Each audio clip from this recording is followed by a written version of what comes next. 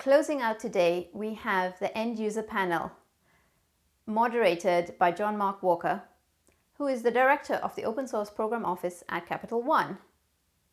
He is joined by Yasemin Blanton and Art Butler.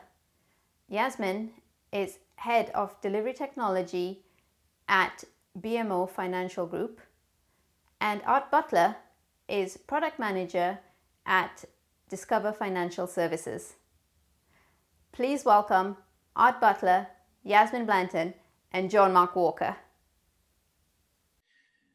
Greetings, good morning, good afternoon. This is John Mark Walker. I run the Open Source Program Office for Capital One, and I'm here with a panel where we'll be talking about the End User Council in the Continuous Delivery Foundation. And we wanted to come together today to talk about how does continuous delivery affect end users. And I've assembled a fine panel of distinguished experts who can talk about their experiences with continuous delivery.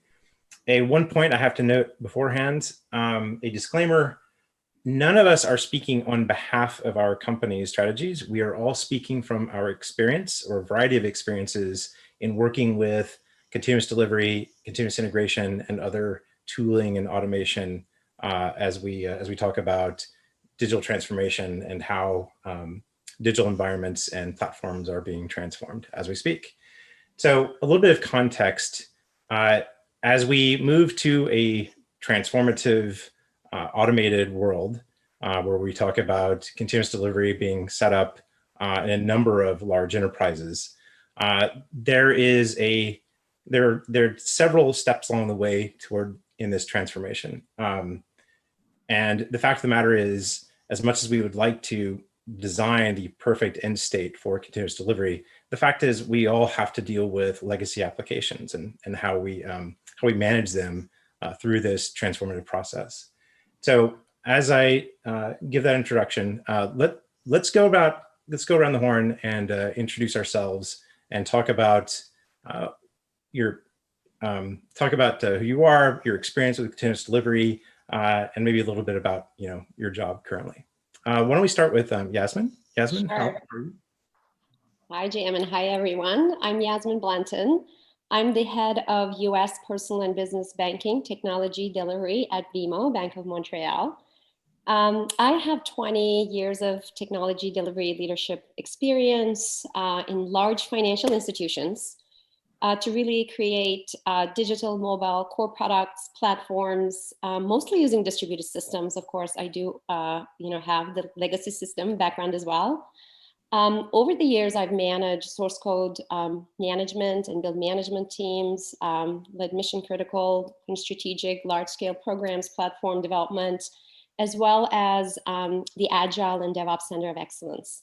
And over the years, my focus has always been on the SDLC optimization. So whether it's from the beginning to the end, the middle, different parts, but how do we automate? How can we really look at it more from an end-to-end perspective? And how do we really evolve it with every technology as the overarching ecosystem is evolving? So very happy to be here and glad to be a part of the CD Foundation panel. Excellent. Thank you for joining us, Yasemin. Next, I'll turn it over to Art. Art, why don't you take a minute to introduce yourself? Yeah, I'm Art Butler. I'm a product manager at Discover Financial Services in the enterprise architecture infrastructure services area. I have about 24 years of IT experience. Most of it has been very similar to Yasemin's, in which I, been proficient in working with automating the software development lifecycle from beginning to end. I would say probably about 20 years of my experience has been in that phase. I've been working with several different, mainly financial institutions and insurance companies, more financially regulated industries, optimizing their software development lifecycle and part of several digital transformations. So I've gained quite a bit of continuous delivery experience in that realm. So I'm just happy to be here also. I'm happy to be a part of this panel.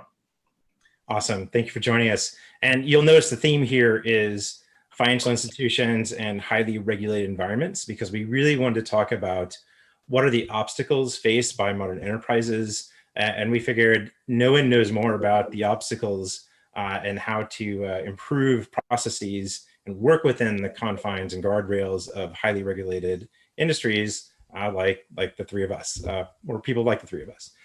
So why don't we start off with, I think when you think about continuous delivery and maybe the continuous integration frameworks that fit under the continuous delivery umbrella, we have to talk about the role of open source software and specifically, how does open source software affect the decisions that you would make when coming up with a continuous delivery strategy or implementation? What role does it play? Is it even possible to create a solution without open source software in the mix? I will throw that open to our illustrious panel, whichever one wants to attack it first. Maybe I'll go ahead, Art. Okay, excellent. You jump in. But I think open source has been an amazing enabler, really, to creating the pipelines, really creating the capabilities.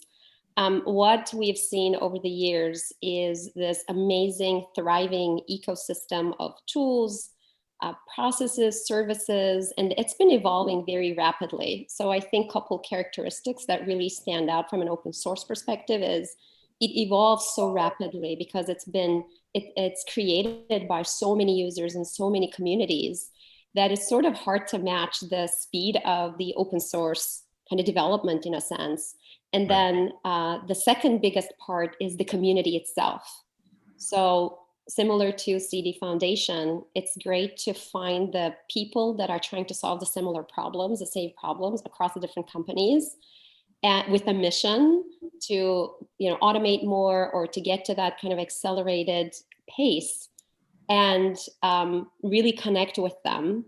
So overarching, I think the ecosystem, the number of the tools, the specialization, the rapid development through a community makes it a big pillar of any CI/CD strategy in my mind. Yeah, I would totally agree with you on that, Jasmine, especially like the harnessing the innovation of the global application development community through open source projects. I think the other thing is you get, when you build your CD systems or platforms based on open source, essentially, I think it's easier to get adoption inside your enterprise. So you have people that are going to head down this road. We have this huge initiative to, achieve continuous delivery. Getting that adoption is going to be less frictionless when you're basing it off of open source technology. They're going to be people that know it already inside your organization, and others that want to know it because it's basically advantageous for their careers at the same time. So picking open source tooling from secure projects, from projects that are extremely popular, almost just like even if you were buying something off the shelf, you want to make sure that the company that it's from is viable. So we want to do the same thing with our open source projects. And so those are from a popular standpoint, a secure standpoint, a quality standpoint, those are the components that we want to choose and harness those from the global development community. So it reduces barriers to entry, essentially. So sorry, I'm going to have to put Art on the spot here because I would be remiss if I didn't mention that it is his birthday. Today this is being recorded, is September 20th. Sorry, I'm not going to mention the date. But just know, when this airs, sometime in the very recent past, it was his birthday. So yeah, we're going to like Photoshop or Zoom in our birthday hat for you, Art. All right. Thanks a lot. Perfect. Yeah, that'll be our post-processing project. But yes, to your point earlier around barriers to entry and adoption, those are, I've been involved with various enterprise open source communities for 20 years, and I've watched the whole thing evolve and mature over time, and it's been quite amazing to witness. Because very early on, a lot of the kids today don't remember that there was a lot of talk about being a fad and it was going to go away after the .com bubble. But I think what we saw was the contribution to adoption and frictionless technology, and that kind of paved the way for greater agility. Which brings me to the next topic, which is we've seen this coevolution of open source and automation and cloud computing. And I would argue that these three things are all inextricably linked, that they're all, they evolve together because they're all possible with each other. It's a very intermingled relationship between those three trends over time. So I guess the question then that would turn over to you is, and Art, I would be curious, like, how have you seen, cloud computing helping you solve your problems, and how does it affect the agility that you're able to bring to the enterprise? Yeah, so I would say when you just look at continuous delivery in general, when you start down that transformational path, it's extremely disruptive. So let's say you're starting to get some momentum from an application development standpoint. You're getting your pipelines built out. You know how to do different types of advanced deployments, Canary or Blue Green. But from an application perspective, there's always still the foundational capabilities that don't move as fast. So I'm talking about the infrastructure side of things, or like some of your middleware side of things. So those need to follow pipelines and move just like your applications as code.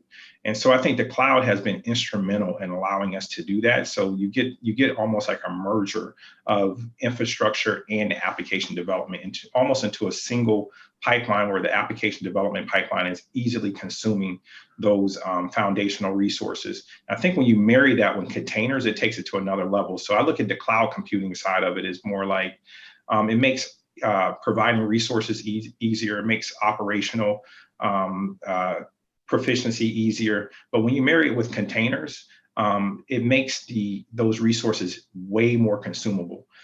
So I think the container part of things is getting us even closer to achieving continuous delivery and merging the infrastructure and foundational capabilities along with the application to a point where the application team has full responsibility to be able to build, own, and run it themselves. So containers, Kubernetes as sort of the container management platform. But what about those legacy apps, Yasemin? What do we do for those people? Do we have a solution for them, or is it like get on board or get off? I think the only solution, like over the years, I have come to kind of see is talking to people, talking to each other in collaboration is probably the best non-technical solution. And then the technical solution is wherever you are, whether you're at legacy app, wherever you are in the organization, if you have a manual process, see if you can automate it. So I think it, at the foundational level, it's as simple as that. Yeah. Whatever you can automate, take a look, spend some time and automate whatever you can, even if you're in a legacy environment. But between the legacy and the modern applications, I think we always see this tension when we also take a look at this end-to-end delivery, which is something we've been really focusing on, I think, over the last few years, because it's not only application development that can go faster, because once you do that, you're like, what's next? Well, it's testing. Okay, you've automated that. What's next? It's infrastructure. It's the next thing. You kind of go down, and when you reach that back end, like legacy environments, I think collaboration is probably the best non-technical solution. And one of the things, again, that kind of works is if people understand the big picture, if people really understand what business problem we're trying to solve, ultimately, what are we even doing? What are we trying to get to the customer? And if they understand, yes, business is trying to do this, we're trying to get to the customer in whatever time to get this product out the door, under the backend teams or the legacy teams understanding this big picture, customer facing purpose and the goals really works well. And then they kind of feel the ownership and accountability. So it's not only like the cool kids and the other people. It's like we're all on a mission together. Product people, technology, infrastructure group, everybody is in this end-to-end delivery acceleration mode together. And I have seen that exact scenario play out so many times, where it's the cool kids versus the laggards, and that never ends well. So I'm curious, like, how do you make those arguments about the ultimate business value that's delivered? Because you have to navigate this series of, I don't want to call them landmines, but you have to navigate the internal politics. I was trying to avoid the word politics, but there it is. There's an art to that, right? And it's not, and I'm glad you alluded to the non-technical solutions. I'm curious, what tactics and strategies have you employed previously to sort of win the day and get people on board? Yeah, and I think there are multiple conversations to be had. I think with the technology group, a lot of people, of course, are focused on, the technology, the automation, the speed, kind of solving that kind of technology pipeline. But ultimately, when you're having this conversation with a business group, whether it's a business executive or a product group, they ultimately care about what is the business result. So I do think it is extremely important to tie in any of these initiatives, especially if they're very technical or very like deep down in the stack. It has to be connected to a business goal and preferably with a metric. And I would say that metric piece is also very important. And it can be, again, as simple as we want to do maybe monthly deployments, and doing the monthly deployments or weekly deployments, the business benefit will be XYZ. Right. Or we're going to save a couple of hours through automating our builds or version control. And, if the business teams don't quite understand, like, what do you even mean? Like, it's all technical stuff, like you deal with that. It's really tying that optimization to the product benefit. So looking at the product as a whole and really incorporating those non-functional requirements and everything else that needs to be done in that automation as much as possible directly to a business results. That makes a lot of business sense. can really go in, sorry to interrupt, business can go in and say, I do understand, even if I don't understand the technical details, I'm in for the business benefit. That communication is so essential to the collaboration, right? What are some strategies that you've used to show the business value of what you're trying to create? I think I can't say enough about early on creating a baseline. First of all, you have a strategy of what applications you want to reach your end goal of continuous delivery with, and that's on the technical side. But as part of that strategy, you select the applications that are kind of weighted in such a way. They might not be the most critical operationally for your business, but they do carry a lot of weight. If you show some business value with them, people are going to notice. And so when you choose those applications, you definitely have to have a baseline of specific metrics. One of them was Jasmine was just talking about, how often you're delivering business value to the customer. Other ones, so like mean time and delivery, mean time to recovery, looking at the number of incidents you have. And most, enterprises, you're going to have those metrics up front, but you need to take notice of them and baseline them right off the bat. Because I think the conversation with business, you want to have it as early as possible, but it's hard to sell them early. So what you do is you have those metrics and you pay attention to them. And as you start to evolve and adopt a continuous delivery, continuous delivery pipelines and get better at it, you should see the business value with those metrics, those minimal metrics there. You don't have to get deep down into, like how many builds am I doing and how long is my testing taking and those type of things and how much code coverage. Those are great, but those are more from a technical standpoint. And the better you do those top level metrics should get better. But if you can at least explain those top level metrics to the business and show that business value early on, I think you'll get better adoption from them later on. Because it's not just about continuous delivery from a technical standpoint, it's also about how we work. And so when we looked at like our scaled agile frameworks, they have to actually cross over to where we're actually taking requirements from the business. And there's a lot of tension there because you're saying like, hey, I want to do all these different things. And it takes MIPS to do those things as far as like test-driven development and all these different things. And all they want to do is deliver features. But in the end, if you can show the value with those top level metrics, it'll help. So you made a really important point there, which is baselining, starting off with one area where you can show the value and building from there in, I guess, an incremental approach. What have you found that works for you in creating that initial partnership that allows you to build, that gives you the platform on which to build, I guess, the other parts of the adoption curve that come later? That's a great question. I've seen, I think I've seen that play out best whenever you have, it's not so much me, it's our management, top level management. So they're not the ones necessarily doing the work, but they're getting the message out and they're giving coverage to their managers to say, hey, look, we're going to change our working model to where we're going to provide a certain amount of time or a certain amount of capacity from our employees to do these things that are going to basically pay it forward later. And then it also gives your management the ability to fail.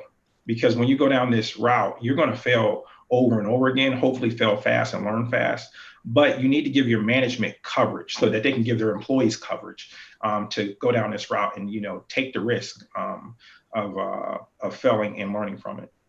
I'm glad you mentioned take the risk. Yasemin, did you want to jump in there with Yeah, something? I was just going to add, it really gets everybody working together as a team, a cross-functional team. And you kind of start losing a little bit of this who's business, who's tech, like who's from which team.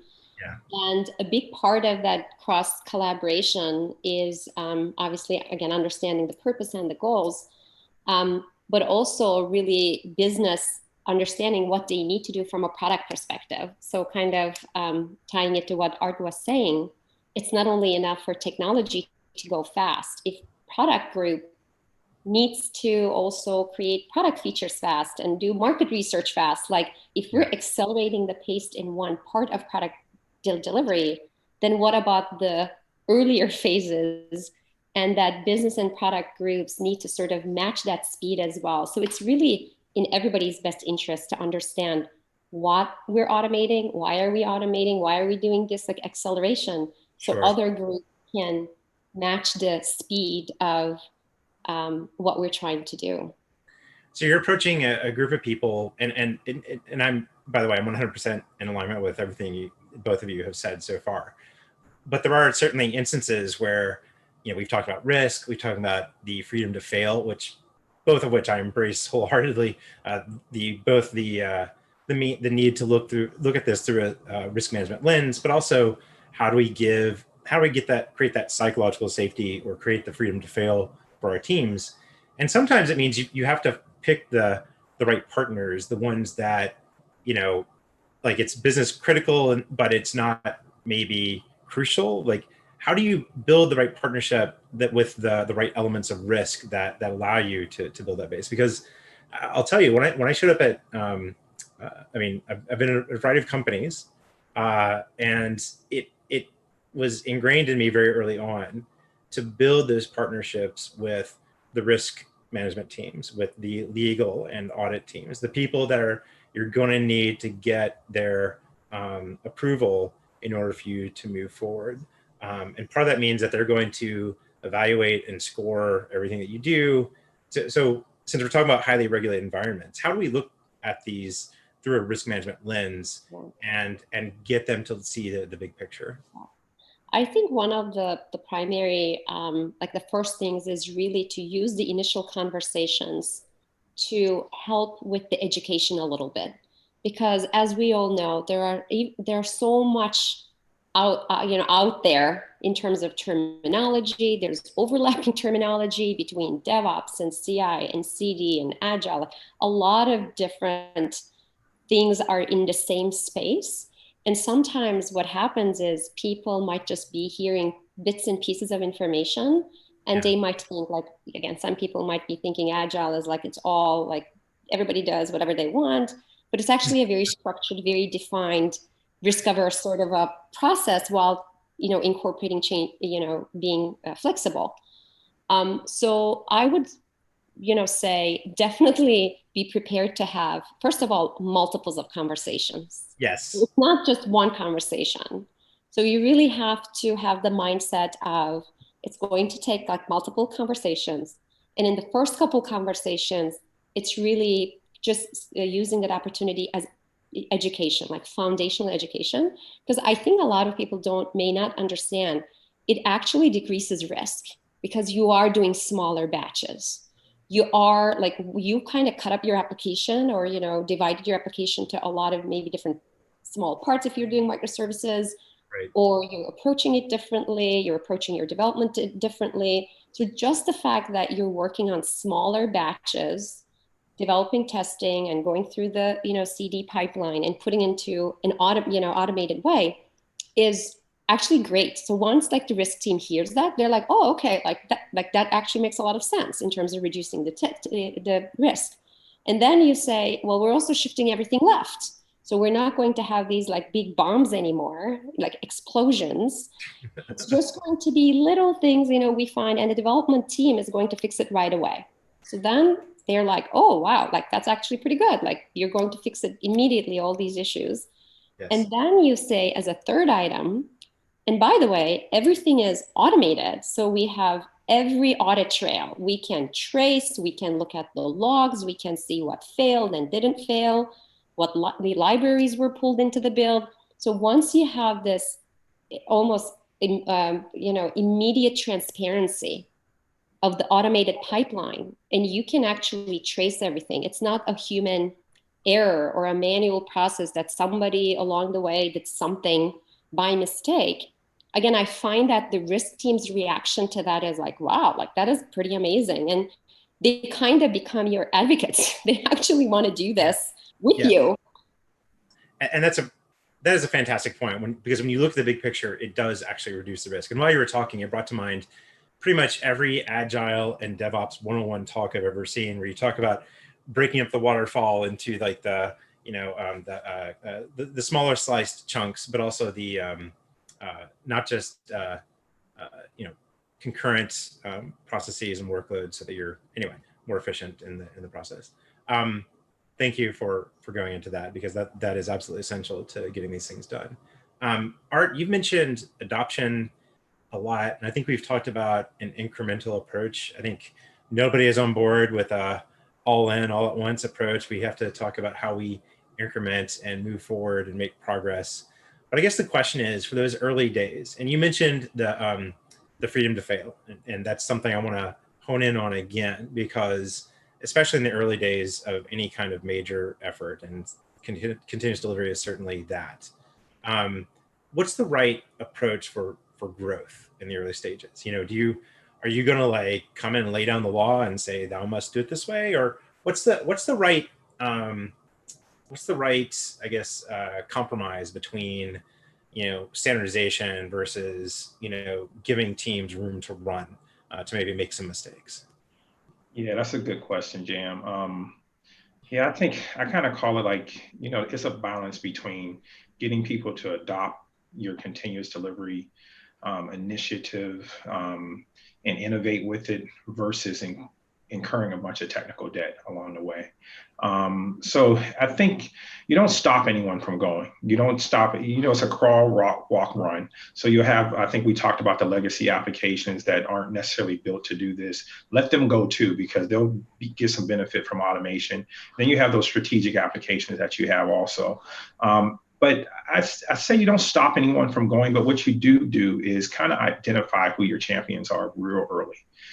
So you identify those champions, and then I'm a real proponent of guilds. So guilds that have a very specific, goal in mind. So it may be coming up with a continuous delivery pipeline to deliver, blue-green deployments on my whatever my orchestrated container platform may be, or some other pattern. So you put together these guilds and you invite others to it also voluntarily, because there's going to be some champions out there that you don't know about. And so you don't want to really stifle innovation. What you're trying to do is kind of centralize that innovation and get people collaborating and talking together. And so then what happened is, instead of having them all going out doing things on their own, and you get duplicates of all these things doing the same exact thing, which essentially become technical debt. They become products of their own in their own little micro organizations that have to be supported. And that's not what we want, right? So that's almost like an anti-pattern. So essentially, if you get them to actually create these for you, and then they educate the rest of your organization, I think people can actually run faster, because now everyone's not going to be innovative. They just want to know how to do it. Mm-hmm. And so you've built these pipelines, they can consume them. And then if you back that up with a real strong inner sourcing strategy within your company, where once those pipelines are out there, everyone can contribute to them going forward. I think that's one way to do it. And it minimizes the long-term technical debt that you'll end up incurring if you just go all in and let everyone go at their own pace. Yeah. Now see, I'm a community manager by trade, and you're speaking my language right now. But that speaks to the importance of developing community internally, and how that can play a role in, maybe not laying down the law, but getting people to align and agree on, a mutually beneficial approach for all these things. Yeah. Yeah. And a big part of that is, of course, as we say, it's continuous everything, like continuous development, delivery, integration, continuous learning, but it's continuous improvement as well. And it kind of gets into that realm of it's not just creating this pipeline or just getting a tool in or whatever, like the short-term practices, but it's really this group of people evolving it all the time.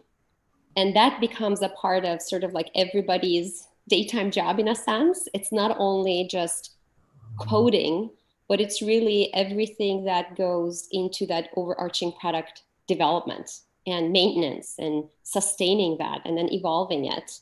So I think that mindset really kind of plays, into that. And you can do that. You can actually do wonders with a cross-functional team that really has that mindset. Continuous improvement is the name of the game, I would think. Continuous everything. That's a very good point. So if you look at like what your end goal is, and you look at what the end state that you're striving towards, Art, how do you define success here? What does that look like for you? So I think you define success right up front when we're having those conversations with the business. I think essentially you set a target. It's a lot of times it can be a stretch goal. But if you're ultimately delivering business value at the speed that you want to deliver it, I think that's when you achieve what you want to achieve. I think the business will actually let you know when you've gotten there. You may set a particular goal, but I think ultimately it's going to be the business that decides whether you've achieved it or not. And so, like we said, it's continuous, right? So you may set a goal that, hey, I want to increase my delivery of features from once a month to once every 2 weeks to eventually once a week, and eventually gets to once a day or multiple times a day. Yeah. So it's crawl, walk, run, and the target is, to me, the target's always moving, right? Business, they don't, right? Exactly. It's always moving, but when that target is moving along the way, you have to basically reward yourself when you do hit those milestones, though, and then the target just moves further out, and you just keep going. Yeah. And one of the things I want to add is that, and sometimes these shifts happen organically. And of course, I'll give an example that all of us can relate to is the COVID way of working, right? In the month of March and April, a lot of the large financial institutions were distributing the loans, right? The Small Business Association loans. And we and everybody else had to do it so fast. So I think when the business goal and the customer value is so clear that we have to get these loans out to the people in this amount of time frame, we magically do it. And of course, it's not magic. We kind of use all these, sort of principles, practices, the technical aspects intuitively to do it as fast as possible because we don't have the luxury of time, right? I mean, that's the main reason. And we figure it out. It's all hands on deck. It's everything, and anything and everything we're sort of like preaching almost kind of happens overnight. And then the question becomes, okay, how do you sustain that? So even in these like large financial institutions or other institutions where this might not be their like the first like default way of working, how do you make it the default way of working, and how do you scale it out? Of course, without working, 14 hours a day and bypassing certain processes, and that, that kind of gets done in the middle of a fire drill. But really, it's, I think, a great learning experience to show people we want to work like more like this. Yeah. And how do we do that in a sustainable manner across the company? Sustainability is absolutely key. Sorry, go ahead, Art. Oh, no, I think that's a good point when Jasmine was talking about scaling out scaling out the same amount of resources, essentially. So we get better and we're processing. So those milestones I was talking about earlier, you shouldn't be adding a bunch of additional resources to hit those milestones. You should be able to hit them, easier without, adding, at least I should say, people resources for the most part. And I do have to point out that there was a Linux Foundation survey I think it was last year and this year, they always do surveys around, open source usage. And there's a very tight correlation between adoption of open source and the number of times you deploy, which speaks to the small a agility of these teams that have, gone all in on open source. So I just want to put that out there since there is a demonstrated, getting back to the first point we were talking about, which was the role that open source plays in all of this. One thing that, so far we've been talking about the happy path, the good things we all do, when it all works, and how it's all, goodness and, mom, apple pie and all that stuff. But I want to hear about the times that it hasn't worked. How do you determine, what, we need to go back and recalibrate because this ain't working? Like tell me about a time, doesn't matter where, but in your experience, how do you make that determination that, what, this isn't going as planned? And how do you recover from that politically? Oh, it's quite a Yeah, Art, why don't you go ahead? part on that one.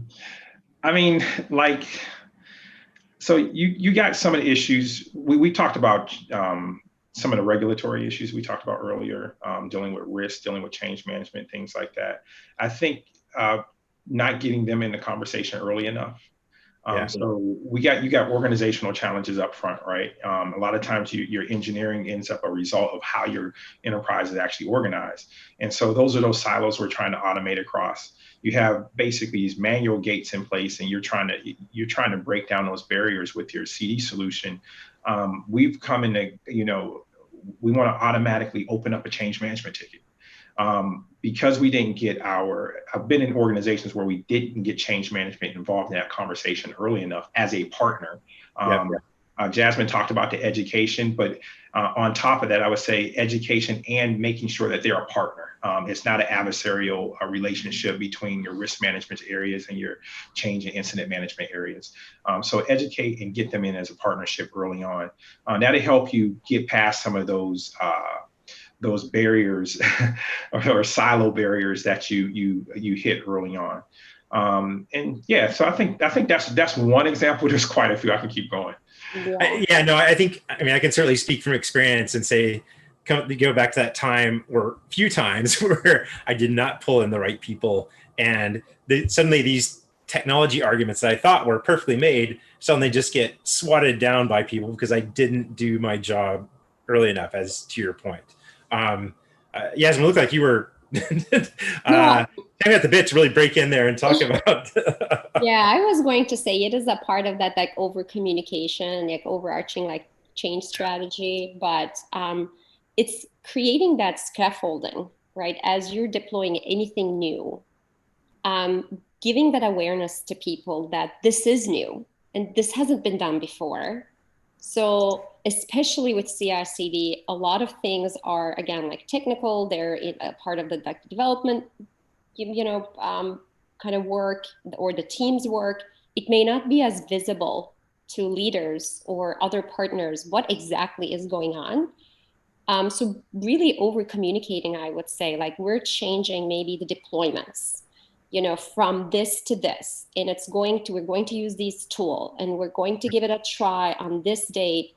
And by the way, it may not succeed. It might fail. The deployment might fail. And again, maybe to your point, you don't try it with your mission critical app, but everything is important nowadays. So you also can't just say, it just failed and walk away. But creating that scaffolding is maybe you have additional monitoring that night. When you're doing the deployment. When something happens, you create this plan B, plan A, plan B, plan C. So you're a little bit more careful and over communicating. And then if it's successful, you celebrate and you move on to the next thing. But I kind of look at it as you have to have a little bit of a scaffolding to hold it together. And then if it's good enough, then you can move it and, go to the next problem to solve. I think it's very sage advice. So I want to bring this to a close, and I just want to reiterate what a fun panel this has been. If you're out there listening and you think this sounds like a good time, consider joining our end user council. We'll be meeting probably once a month. We'll send out some connection details that you can also participate, but it's basically what you've seen here. People talking about best practices or anti-patterns or things that have worked or haven't worked. But it's something that is a major initiative for the Continuous Delivery Foundation this year. And so we look forward to your participation. I want to thank Art and Yasemin for participating. This has been an exceedingly hopefully helpful panel and certainly a lot of fun to do. Thank you so much. Thank you. Thank you so much. Thank you so much to our panelists for that enlightening discussion. I really enjoyed that. And thank all of you for listening to our day 2 keynotes. We are now going to take a break and we'll resume with breakout sessions at 11:25 a.m. Pacific time. Now, I challenge you in that break to go out to the networking area and meet one new person. Also, check out our sponsor booth and take a selfie. Enjoy the rest of your day.